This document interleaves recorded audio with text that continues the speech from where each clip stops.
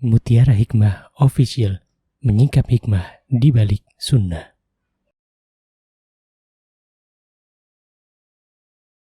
Salurkan donasi terbaik Anda untuk mendukung dakwah Mutiara Hikmah Official.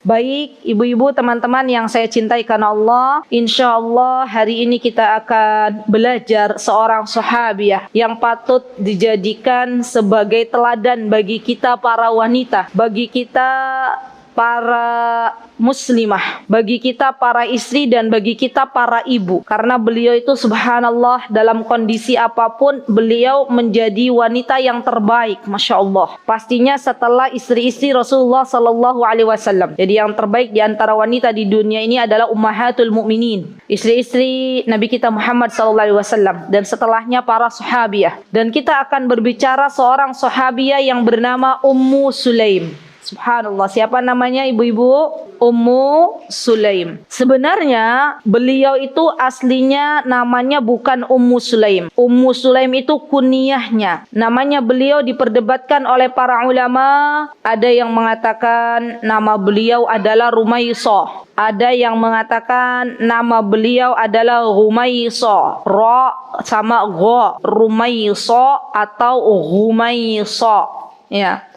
Ada juga yang mengatakan namanya Rumailah. Ya.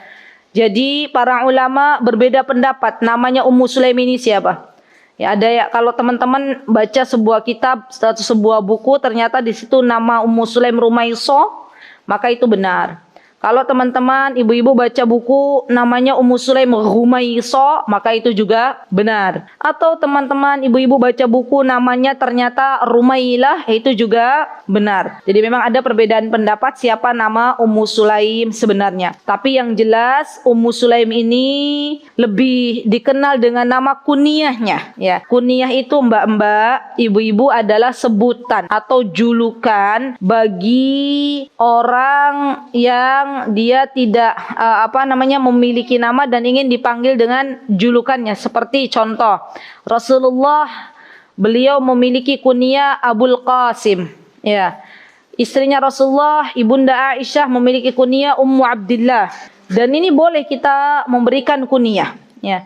Bahkan subhanallah Abu Hanifah, ibu-ibu tahu Abu Hanifah? Itu nama beliau Abu Hanifah atau siapa sebenarnya? Nama beliau bukan Abu Hanifah, nama beliau Nu'man bin Sabit. Tapi beliau lebih terkenal dengan namanya, dengan kunyahnya yaitu Abu Hanifah dibanding dengan nama beliau Nu'man bin Sabit. Sama, Ummu Sulaim lebih dikenal dengan kunyahnya daripada namanya beliau. Ya. Nah, Ummu Sulaim ini teman-teman yang saya cintai karena Allah, beliau adalah sosok istri yang salihah. Beliau adalah sosok hamba Allah yang sangat cinta kepada Allah dan Rasulnya. Di awal-awal Islam, ketika beliau berada di kota Yathrib. Kota Yathrib adalah nama dari kota Madinah. Sebelum Rasulullah SAW memasuki kota Madinah, maka namanya Yathrib.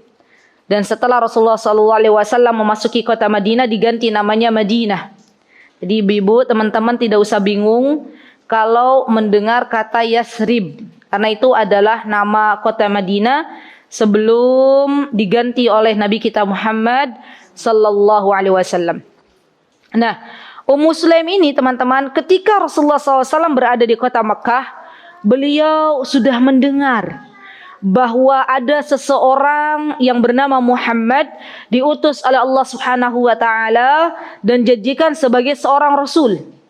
Maka beliau subhanallah dengan keimanan yang Allah berikan, beliau bersyahadat, ya asyhadu an la ilaha illallah wa asyhadu anna Muhammadan abduhu wa rasuluh, atau asyhadu anna Muhammadan rasulullah. Jadi beliau Ummu Sulaim itu bersyahadat. Dan beliau adalah seorang wanita Ansar. Apa itu wanita Ansar? Wanita-wanita yang berasal dari kota Madinah. Jadi dulu sahabiah itu ada dua ibu-ibu.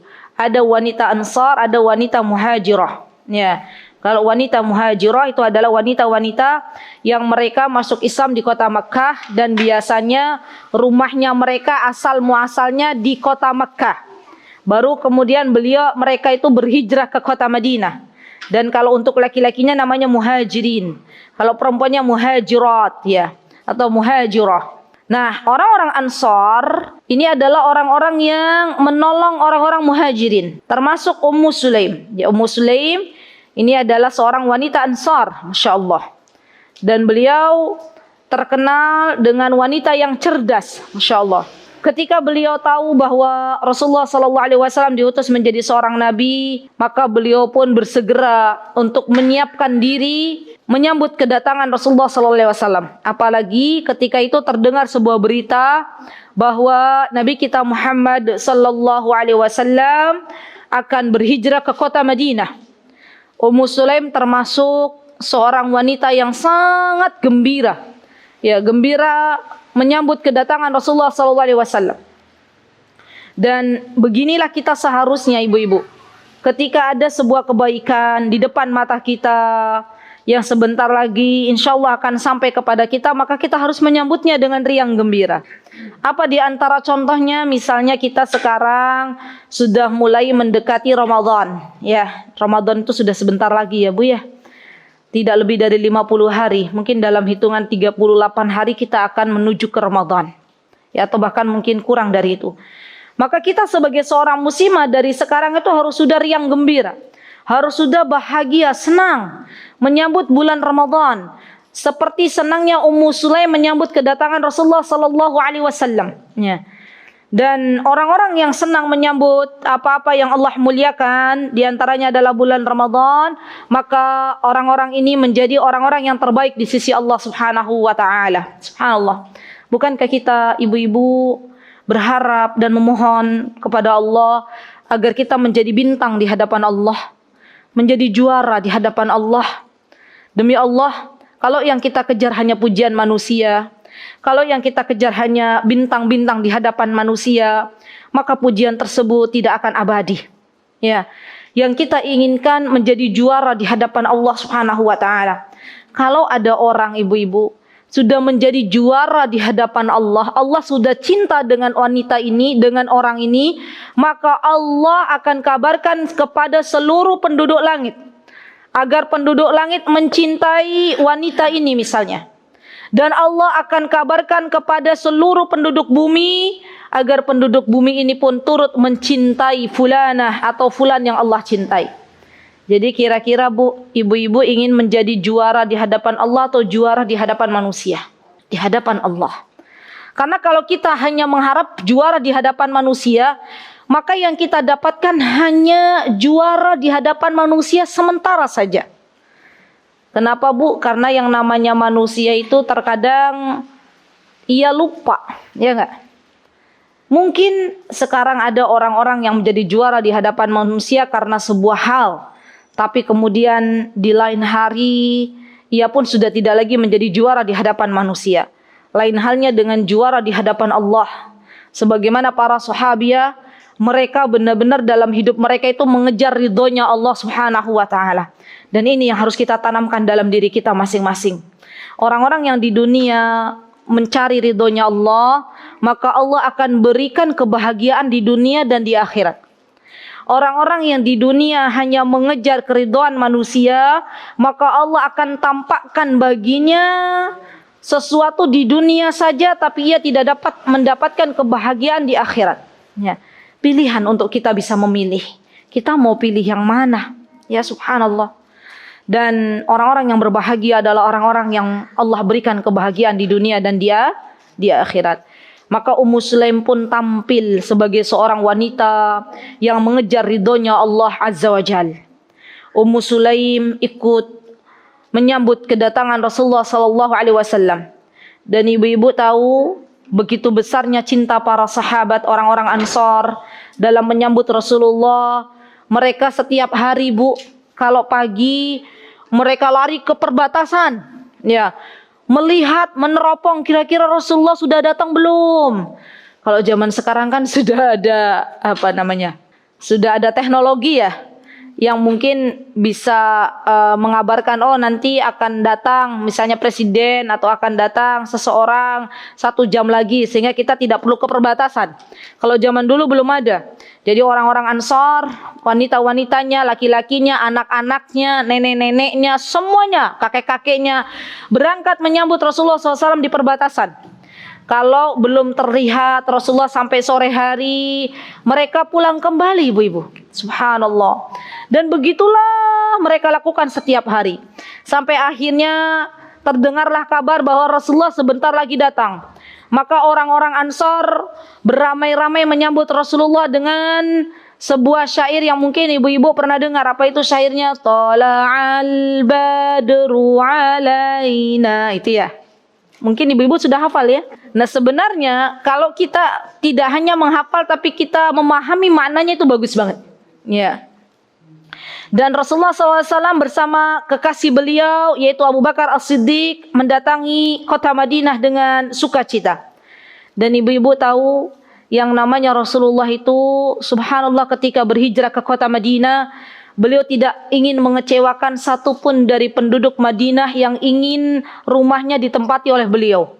Jadi banyak sekali para penduduk Madinah yang berlomba-lomba menawarkan kepada Rasulullah SAW agar beliau berkenan untuk menempati rumahnya.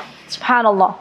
Dan ibu-ibu yang saya cintai karena Allah, kira-kira kalau ibu-ibu sekarang nih sudah mencintai Allah dan Rasulnya, ingin nggak rumahnya dipersilahkan untuk tamu-tamu yang memang datang dari jauh? Kira-kira kita ingin, Bu? Ingin. Apalagi Rasulullah yang datang. Masya Allah.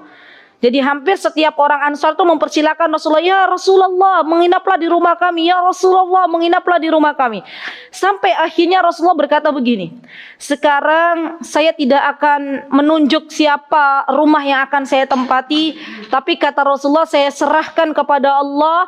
Dan biarkan unta saya di mana ia berhenti, disitulah saya menginap. Subhanallah. Lihat ibu, betapa luar biasanya Rasulullah. Kalau Rasulullah memilih salah satu rumah orang Ansar, pastinya yang lain kalau bahasa Jawane seren apa Bu?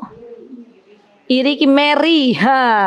Kenapa Rasulullah pilih rumah itu tapi tidak pilih rumah saya? Masya Allah ya. Jadi begitu luar biasanya Rasulullah memikirkan perasaan umatnya. Sampai akhirnya untanya Rasulullah berhenti di rumah siapa Bu? Yo, ingat-ingat lagi sirahnya. Siapa? Abu Ayyub Al-Ansari. Masya Allah. Nah, ketika Rasulullah Sallallahu Alaihi Wasallam sudah mendiami kota Madinah, maka mulailah Ummu Sulaim sebagai seorang ibu yang cerdas memikirkan, ya, bagaimana mengajak suaminya yaitu Malik bin Nadir untuk masuk Islam. Jadi waktu itu belum masuk Islam. Tapi subhanallah ternyata yang namanya hidayah itu ada di tangan Allah Subhanahu wa taala. Jadi hidayah itu dibagi menjadi dua, Mbak-mbak, ibu-ibu. Ada hidayah taufik, ada hidayah dilalah. Hidayah taufik itu mutlak milik Allah Subhanahu wa taala. Kalau hidayah dilalah kita bisa menunjukkan kepada orang lain. Contoh misalnya, ada seseorang yang belum mau sholat, contoh. Terus kita memberikan nasihat, ayo sholat. Nanti kalau tidak sholat, diadzab oleh Allah Subhanahu wa taala. Kalau tidak sholat rugi. Terus kita berbicara sampai berbusa-busa mulut kita. Tapi dia belum mau sholat. Itu artinya hidayah taufik belum Allah turunkan. Kita baru sampai di hidayah itu dilalah, menunjukkan orang lain. Ya. Ibu-ibu pernah nggak ngajak orang ngaji datang ke sini tapi orangnya nggak mau datang? Pernah. Sudah berapa kali tuh ibu-ibu ngajak tapi nggak mau misalnya. Maka kita tidak perlu risau. Kita hanya diminta untuk mengajak dan mendoakan. Tapi kita tidak boleh baperan. Kenapa? Karena kita sudah memilih yang namanya hidayah itu dilalah, menunjukkan.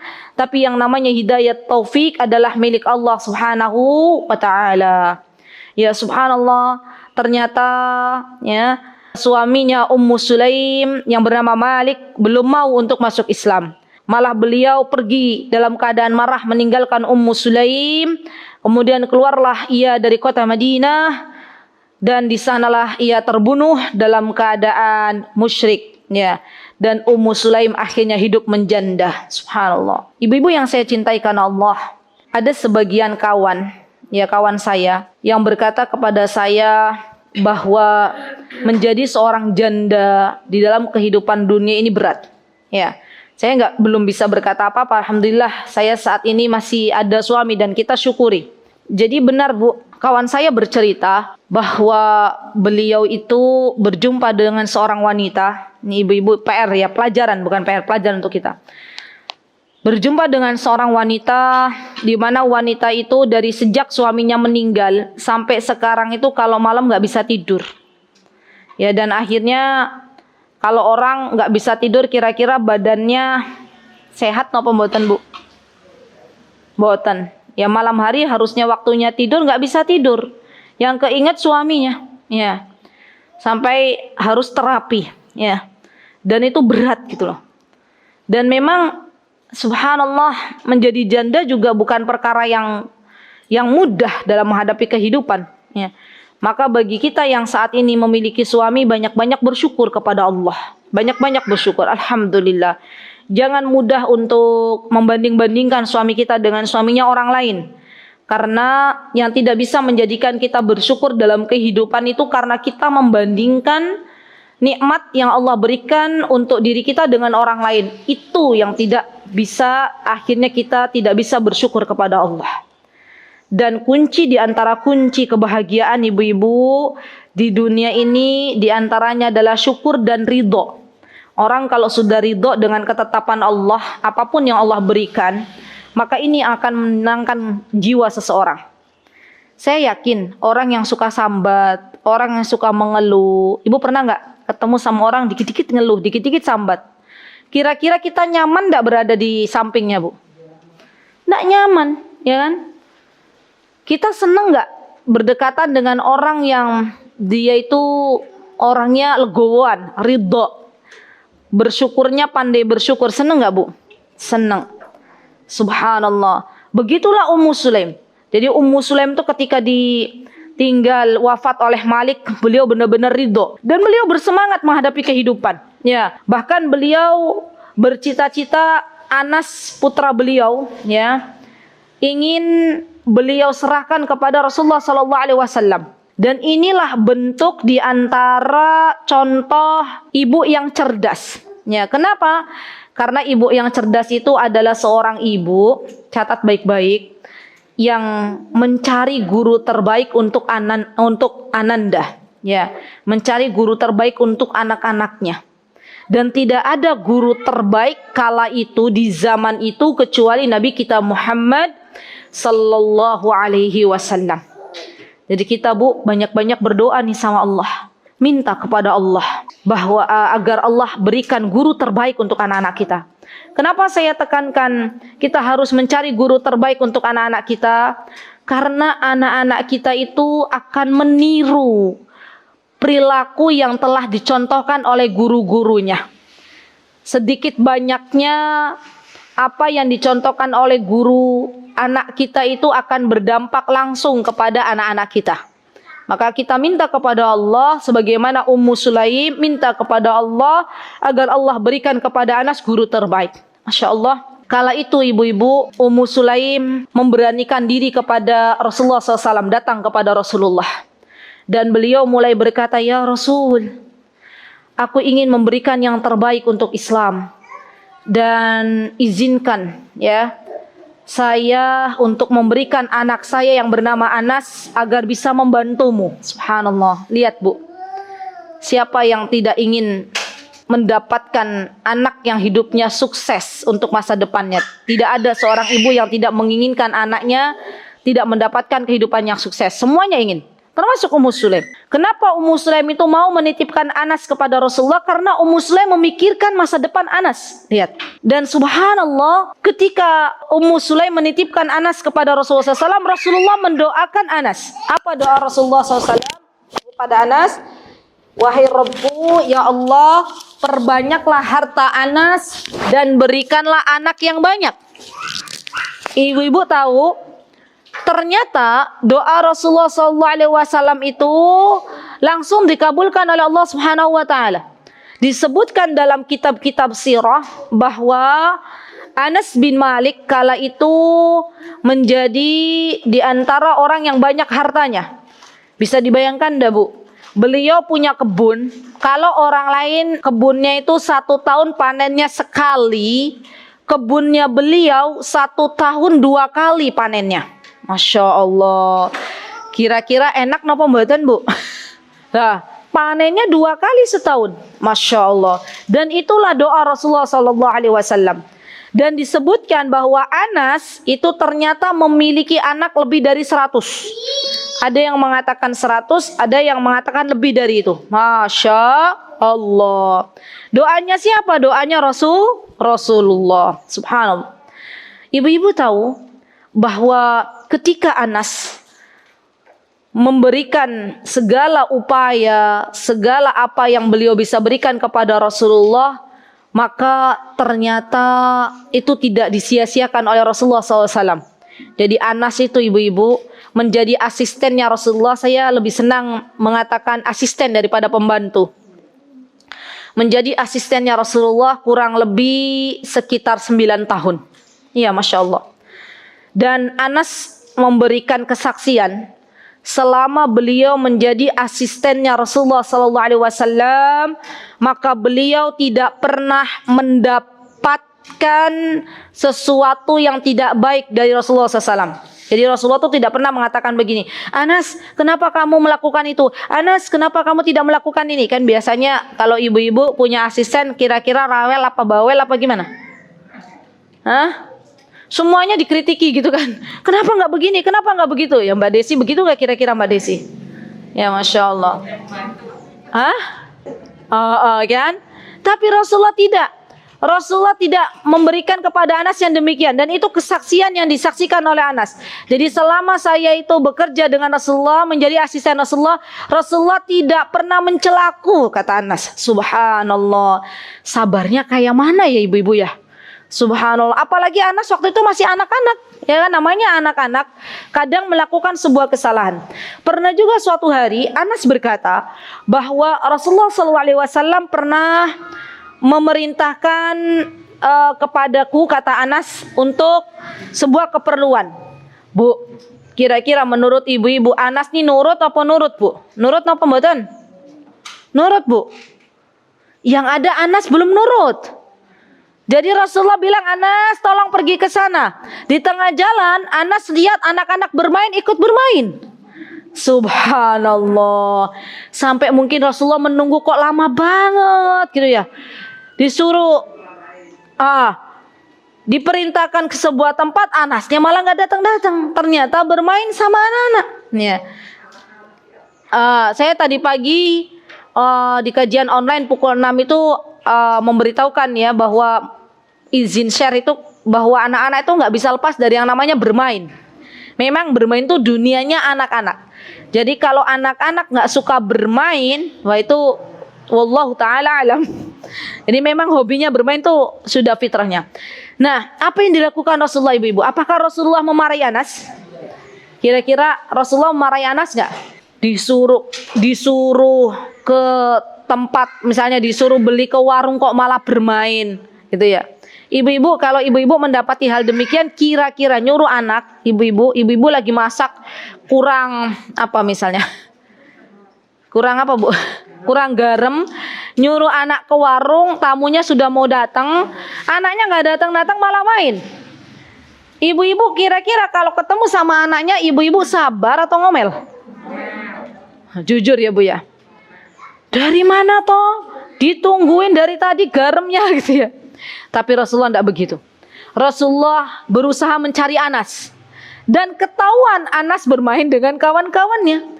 Maka Rasulullah menepuk tengkuknya Anas. Anas gitu ya. Sudah belum ke tempat yang tadi saya suruh? Anasnya bilang, ya Rasulullah, saya bersegera untuk ke sana. Ya sudah, Rasulullah menunggu. Masya Allah.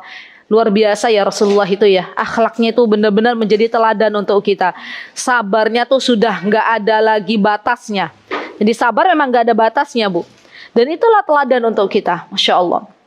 Bahkan Rasulullah itu ibu-ibu, karena beliau tahu bahwa Ummu Sulaim telah memberikan ananda tercintanya untuk membantu Rasulullah, beliau tahu berbalas budi. Rasulullah SAW itu terkadang mendatangi rumahnya Ummu Sulaim, bermain-main dengan adiknya Anas. Adiknya Anas dulu namanya Abu Umair, ya. Dan Abu Umair dan adiknya Anas tuh dulu suka mainan burung, Bu. Rasulullah SAW sempat menegur, bukan menegur ya, mengajak bicara adiknya Anas dengan mengatakan, ya Aba Umair ma fa'alan nughair. Artinya, wahai Abu Umair, apa yang kau lakukan dengan burungmu, burung kecil gitu ya. Subhanallah, ini menunjukkan bahwa Rasulullah SAW itu adalah seorang yang sangat sayang kepada anak-anak. Walaupun urusan beliau ya sangat banyak, tidak pernah habis untuk mengurusi umat, tapi beliau senantiasa memperhatikan jiwa anak-anak. Beliau masih ada waktu untuk menyapa anak-anak, untuk bermain dengan anak-anak.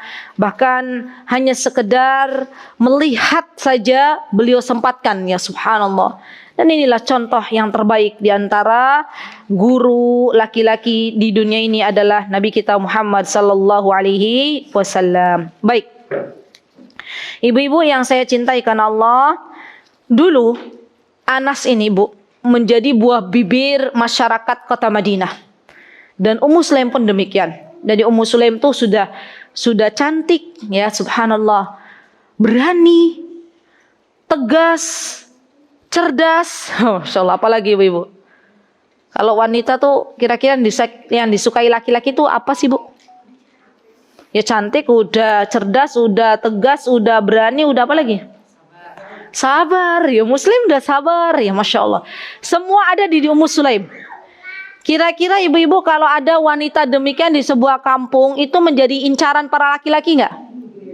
Nggih. Apalagi Ummu Sulaim dalam kondisi seorang janda. Maka banyak sekali yang ingin menikahi Ummu Sulaim. Sampai datanglah Abu Talha ingin melamar Ummu Sulaim. Ya. Abu Talha kala itu beliau membawa banyak harta untuk Ummu Sulaim. Masya Allah ya. Tetapi ternyata Ummu Sulaim tidak terpesona dengan banyaknya harta yang dibawa oleh Abu Talha. Ya Masya Allah. Ini benar-benar wanita salihah. Karena terkadang wanita itu, terkadang yang namanya wanita itu senang dengan harta, ya nggak, Bu? Ya kan? Tapi Ummu Sulaim tidak. Kenapa, Bu? Karena Ummu Sulaim tahu bahwa harta tidak akan dibawa mati. Maksudnya harta yang tidak diinfakkan di jalan Allah. Tapi harta yang diinfakkan di jalan Allah itu yang akan dibawa kita nanti setelah kita meninggalkan dunia yang fana ini. Dan Ummu Sulaim tahu bahwa Abu Talha kala itu belum masuk Islam.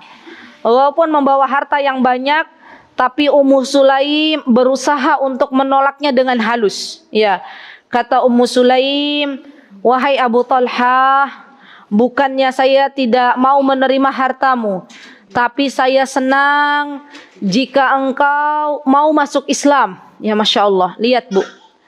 Dan Abu Talha pun akhirnya subhanallah, beliau diberikan hidayah oleh Allah subhanahu wa ta'ala untuk masuk ke dalam agama Islam ini dan kemudian menikahi Ummu Sulaim. Masya Allah ya. Jadi Ummu Sulaim, sebagian orang mengatakan, sebagian ulama mengatakan bahwa maharnya Ummu Sulaim itu adalah dengan masuk Islamnya Abu Talha. Masya Allah. Allahu Akbar. Dan ini jarang sekali wanita yang demikian ya. Biasanya kalau wanita itu zaman sekarang loh, Bu, suruh menikah dengan laki-laki yang hartanya sedikit atau banyak, milihnya yang mana? Yang banyak.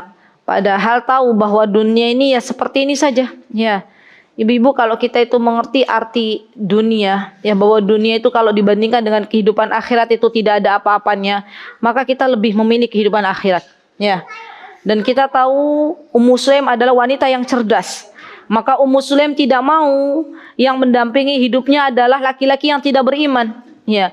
Ummu Sulaim akhirnya menikah dengan Abu Talha dalam keadaan Abu Talha sudah masuk Islam. Subhanallah. Dan subhanallah, rumah Abu Talha dan Ummu Sulaim adalah rumah yang patut kita jadikan teladan. Jadi kehidupan mereka berdua, Masya Allah, adalah kehidupan yang luar biasa. Rumah tangga mereka adalah rumah tangga yang benar-benar patut kita jadikan teladan, Masya Allah. Sampai pernah suatu hari, ibu-ibu, Masya Allah, diriwayatkan oleh Abu Hurairah bahwa seseorang datang kepada Rasulullah. Kemudian ia berkata, "Wahai Rasul, aku kelaparan." Kemudian beliau mengajak ke tempat salah seorang istri beliau, tapi ternyata Rasulullah tidak menemukan makanan apapun di tempat istri-istri beliau. Subhanallah.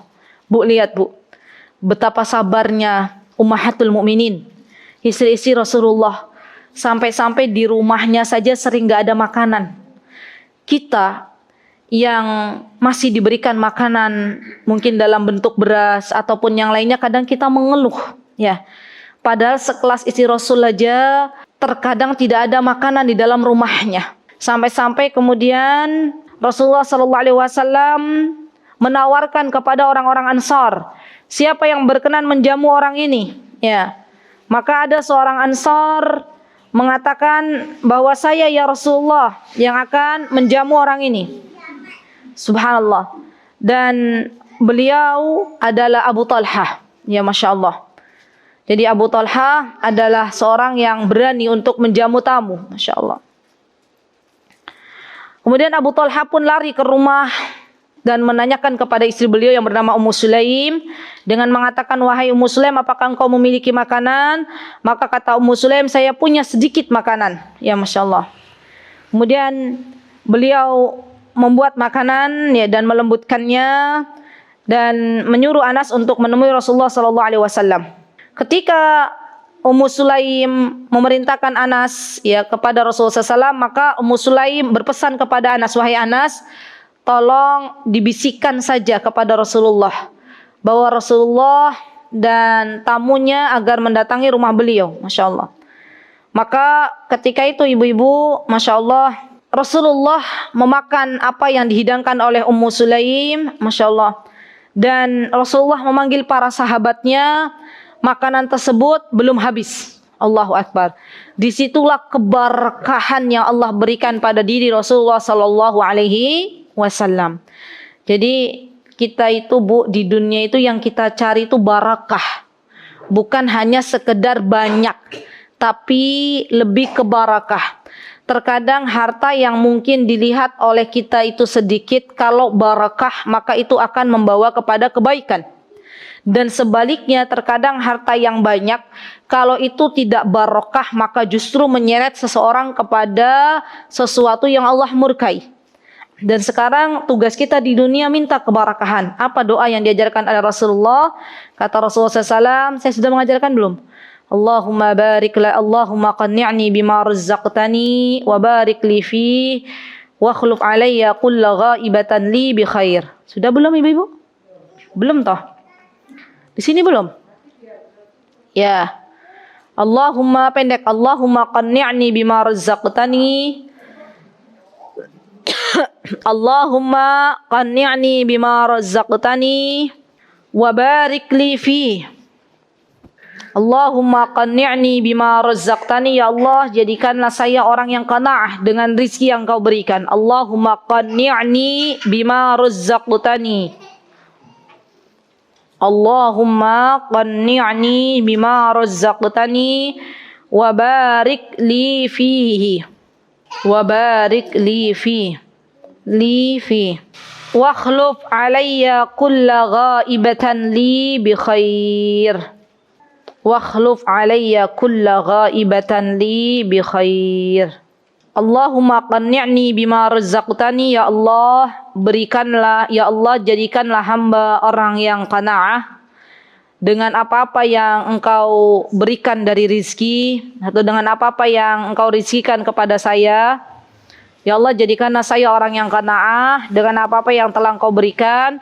Wa barik li fi, dan berikanlah keberkahan di dalamnya. Ini loh yang kita cari, keberkahan yang ada di dalamnya. Wa akhluf kulla ghaibatan li bi khair, dan gantilah sesuatu yang tidak ada dengan kebaikan atau dengan yang lebih baik, dan gantilah sesuatu yang ghaibah itu yang belum ada atau yang tidak ada dengan kebaikan yang lebih banyak. Sudah ibu-ibu? Ulangi lagi ayo kita baca bareng-bareng. Allahumma qanni'ni bima razzaqtani wa barik li fi wa akhluf alayya kulla ghaibatan li bi khair. Insyaallah. Baik. Nah, ibu-ibu yang saya cintai karena Allah, jadi yang dicari oleh Ummu Sulaim adalah keberkahannya. Dulu waktu Rasulullah masih hidup, ya, ada beberapa sahabat yang mencari keberkahan dari tubuh Rasulullah SAW.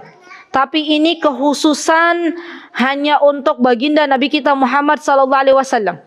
Jadi dulu waktu Rasulullah hidup itu ibu-ibu bolehnya mengambil barakah dari tubuhnya Rasulullah SAW. Contoh misalnya, ketika Rasulullah SAW rambutnya itu ada yang lepas, apa tuh yang rontok.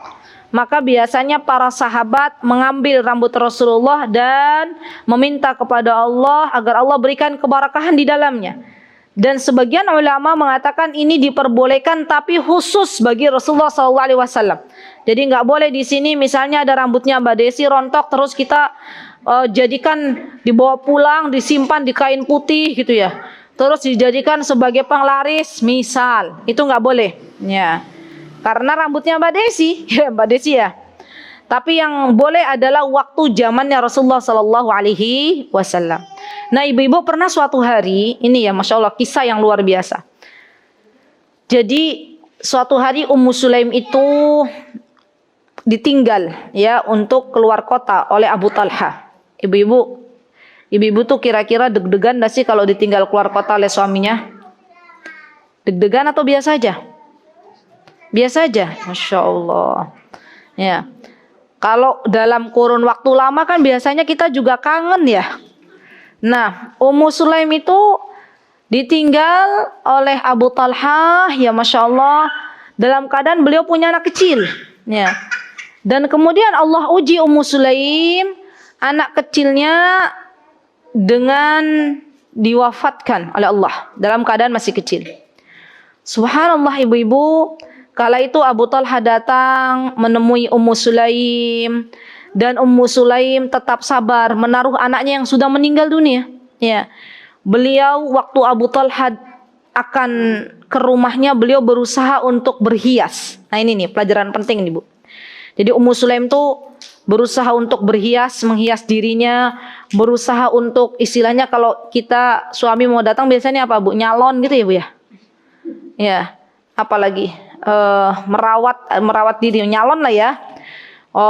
Potong rambut, terus facial apalah ya ibu-ibu ya. Pedikur apa tuh? Hah? Manikur, pedikur gitulah. Itu nggak apa-apa kalau untuk menyambut suami. Ya. Jadi subhanallah kita tuh kadang kurang ini ya Bu ya. Kurang ngeh di situ padahal itu adalah ibadah. Boleh ya. Ibu-ibu boleh berhias kok. Suaminya mau datang, ibu-ibu misalnya menyiapkan fisiknya dulu dengan pijit misal. Itu juga boleh untuk menyambut suami tercinta. Maka Ummu Sulaim pun memberikan yang terbaik untuk Abu Talha. Dan biasanya ibu-ibu kalau suaminya mau datang apa yang dilakukan? Masakan yang disukai oleh suaminya. Masaknya seorang istri untuk menyambut suaminya itu dihitung pahala loh di hadapan Allah. Jadi ngaduknya sayur asem ibu untuk nanti dihidangkan kepada suami itu ibadah Bu. Masya Allah. Enak gak jadi perempuan Bu?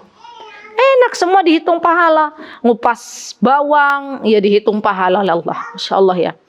Nah Ummu Sulaim itu benar-benar menjamu Abu Talha. Jadi Abu Talha datang, beliau benar-benar melayani Abu Talha sampai Abu Talha puas. Ya bahkan sempat Abu Talha tuh mohon maaf ya ibu-ibu saya harus berkata karena memang di situ disebutkannya begitu oleh Ummu Sulaim.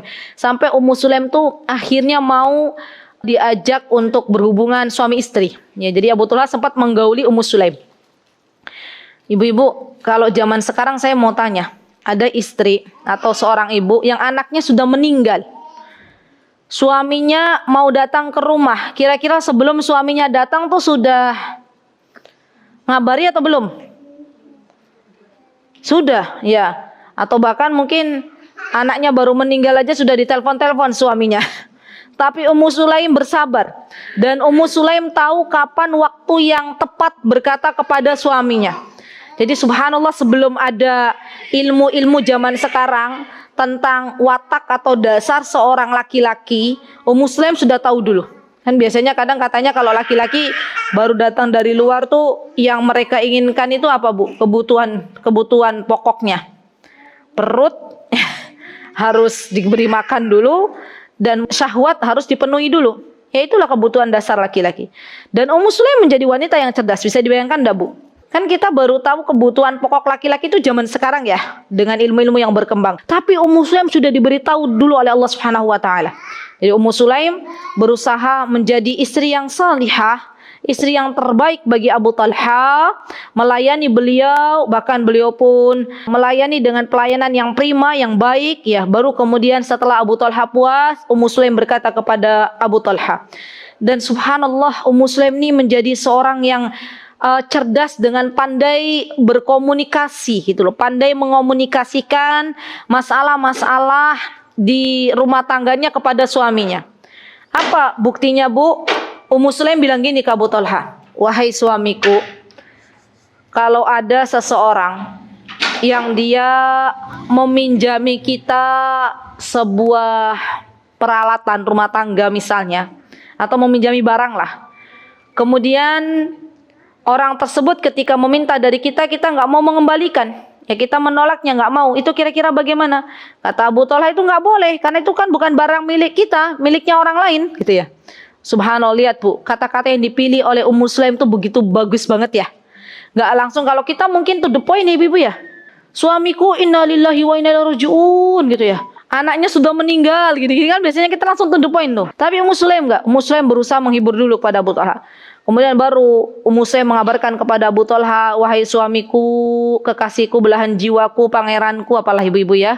Ketahuilah bahwa anak kita, katanya Ummu Sulaim, yang dititipkan oleh Allah kepada kita diambil lagi oleh pemiliknya. Ya, jadi sudah dalam keadaan meninggal dunia. Masya Allah. Ketika itu Abu Talha langsung beristirja, mengucapkan inna lillahi wa inna ilaihi raji'un. Masya Allah. Pagi harinya ketika itu Abu Talha memberitahu Rasulullah SAW, dan Rasulullah mendoakan ganti yang terbaik ya kepada Abu Talha dan Ummu Sulaim. Dan subhanallah, ternyata kata para ulama, tidak jauh dari kematian anaknya itu Ummu Sulaim hamil. Berarti mungkin pada waktu Abu Talha menggauli itu langsung Allah jadikan anak gitu ya. Masya Allah. Dan ini doanya Rasulullah sallallahu alaihi wasallam. Masya Allah, Allahu Akbar. Subhanallah. Nah, ibu-ibu yang saya cintai karena Allah, Ummu Sulaim juga adalah seorang wanita yang pernah ikut berjihad di jalan Allah Subhanahu wa taala. Masya Allah. Diriwayatkan dari Anas bin Malik, beliau mengabarkan bahwa setiap kali Rasulullah berperang, maka Ummu Sulaim dan sejumlah wanita Ansar ikut serta bersama beliau. Mereka kerjaannya para wanita ini, Bu, di antaranya adalah memberikan minum, jadi bagian domestik gitu ya. Bagian konsumsi lah ya, masak, memasak, dan juga mengobati luka-luka yang didapatkan oleh para sahabat ridwanullahi alaihim. Jadi subhanallah, punya peran gitu. Seorang wanita muslimah boleh ikut berperang, boleh ikut berjihad, tapi tidak bercampur baur dengan para laki-laki. Jadi tidak berada di garis depan, tapi berada di garis belakang. Ya Masya Allah. Bahkan kata Anas, aku melihat Aisyah dan Ummu Sulaim menyingsikan bajunya, ya, dan mereka berjalan cepat membawa geriba-geriba air, kemudian menuangkan di mulut orang-orang yang sedang berperang di jalan Allah. Setelah habis air tersebut, keduanya kembali mengisi air. Masya Allah. Kira-kira itu, Bu, kalau dibayangkan wanita-wanita yang kuat enggak, Bu? Ya luar biasa. Maka kita harus bersemangat menjadi wanita yang kuat, karena wanita yang kuat, laki-laki yang kuat itu dicintai oleh Allah Subhanahu wa taala. Jadi kita niatkan ketika kita ingin hidup sehat, niatkan untuk ibadah. Kan kalau orangnya sakit-sakitan ya, Bu, mohon maaf, kuat enggak kira-kira ikut berperang begitu? Enggak kuat. Jadi Ummu Sulaim termasuk wanita-wanita yang luar biasa. Masya Allah, Allahu Akbar, Allahu Akbar. Bahkan, Masya Allah, masih diceritakan oleh Anas bahwa Ummu Sulaim itu pernah membawa belati, Bu. Membawa belati saat perang Hunain.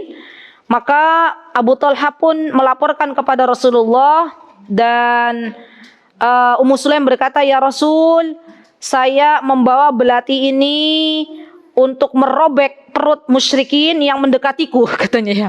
Masya Allah. Jadi kata beliau, kata Ummu Sulaim, "Nih saya bawa belati nih Rasulullah." Rasulullah tanya, "Untuk apa Ummu Sulaim bawa belati?" gitu kan ya. Kata Ummu Sulaim saking beraninya, "Nanti kalau ada orang musyrik mendekati saya ya Rasulullah, saya akan sobek perutnya." Masya Allah. Ini kira-kira ibu-ibu bisa bayangkan nggak? Walaupun kita nggak lihat Ummu Sulaim kayak apa, tapi Masya Allah gitu ya. Berani banget gitu loh. Nggak takut dengan musuh Allah. Masya Allah. Ya subhanallah. Kita berdoa ya Bu. Ya di pagi hari ini semoga besok Allah jumpakan kita dengan Ummu Sulaim. Masya Allah. Amin. Allahumma amin. Bahkan Masya Allah akhirnya Bu, dari perjuangan yang begitu luar biasa Ummu Sulaim ya untuk Islam, totalitas dalam memberikan pelayanan untuk Islam, akhirnya Allah Subhanahu wa Ta'ala memberikan surga bagi Ummu Sulaim. Masya Allah. Jadi Rasulullah SAW pernah mengatakan, "Surga diperlihatkan kepadaku, lalu aku melihat istrinya Abu Talha, kemudian aku mendengar suara derapan sandal di hadapanku, ternyata Bilal." Jadi Rasulullah SAW itu diperlihatkan surga oleh Allah. Dan surga itu ibu-ibu sudah ada. Sekarang sudah diciptakan oleh Allah Subhanahu wa Ta'ala. Tapi kita belum diizinkan untuk memasukinya. Ya. Dan waktu itu Allah memperlihatkan surga kepada Rasulullah. Dan Rasulullah melihat Ummu Sulaim ada di dalamnya. Rasulullah melihat mendengar suara derapan kakinya Bilal. Ya Masya Allah, sandalnya Bilal. Ketika ditanya, "Ya Bilal, apa rahasia amalmu?" Apa kata Bilal? Ibu-ibu ada yang tahu nggak rahasianya Bilal? Kenapa sampai suara sandalnya ada di surga? Salat 2 rakaat. Ya, salat 2 rakaat setelah wudu. Masya Allah. Jadi ini loh, amalan-amalan yang ringan ini loh Bu, yang harus kita istiqomahkan. Ibu habis wudu, ibu baca doa, asyhadu alla ilaha illallah wa asyhadu anna muhammadan abdullahi wa abduhu wa rasuluh. Itu sama Allah sudah disiapkan 8 pintu surga. Dan ibu dipersilakan untuk masuk dari pintu surga manapun yang ibu kehendaki. Kira-kira Bu, itu doa dibacanya tuh lama atau enggak? Yang berat tuh di mananya Bu? Istiqomahnya berat, ya kan? Jadi hidup ini subhanallah terkadang ya ibu-ibu, hal yang ada di depan kita itu perlu kita perjuangkan. Ya contohnya itu amal-amal yang ringan, tapi pahalanya besar. Doa setelah wudu, salat 2 rakaat setelah wudu, itu adalah amal solih yang pahalanya besar di hadapan Allah Subhanahu wa Ta'ala. Masya Allah. Subhanallah. Dan Ummu Sulaim sekarang sudah berada di surga. Sekarang kita berdoa kepada Allah, semoga Allah karuniakan surga untuk kita. Ya amin, Allahumma amin. Sehingga kita bisa berjumpa dengan Ummu Sulaim. Baik. Kemudian akhirnya subhanallah Ummu Sulaim pun kembali kepada Allah Subhanahu wa Ta'ala. Semoga Allah Subhanahu wa Ta'ala meridai Ummu Sulaim, dan semoga Allah Subhanahu wa Ta'ala menjadikan kita semuanya wanita-wanita seperti Ummu Sulaim yang menjadi wanita salihah, yang menjadi istri yang salihah, yang menjadi ibu salihah, dan menjadi wanita yang terbaik di zamannya. Ya, karena sekarang itu ibu-ibu, wanita-wanita salihah itu sudah langka. Ya, wanita-wanita salihah itu seperti permata atau seperti mutiara yang ada di dasar lautan. Maka jadilah kita wanita-wanita salihah dan berdoalah kepada Allah agar Allah karuniakan kesalihan untuk kita, agar Allah karuniakan kesalihan untuk suami kita. Kenapa? Agar Allah memasukkan kita semuanya beserta keluarga besar kita ke dalam surganya. Amin, Allahumma amin. Baik, itu yang bisa saya sampaikan dalam kesempatan yang berbahagia ini. Terima kasih, jazakunallahu khaira atas kehadirannya. Semoga Allah balas kehadiran ibu-ibu dengan pahala yang berlipat ganda. Semoga Allah berikan kepada kita keistiqomahan. Semoga Allah Subhanahu wa Ta'ala memudahkan segala doa dan harapan ibu-ibu semuanya. Aqulu qouli hadza wastaghfirullah li wa lakum wa akhiru da'wana anil hamdulillahi rabbil alamin. Assalamualaikum warahmatullahi wabarakatuh. Mutiara Hikmah Official, menyingkap hikmah di balik sunnah.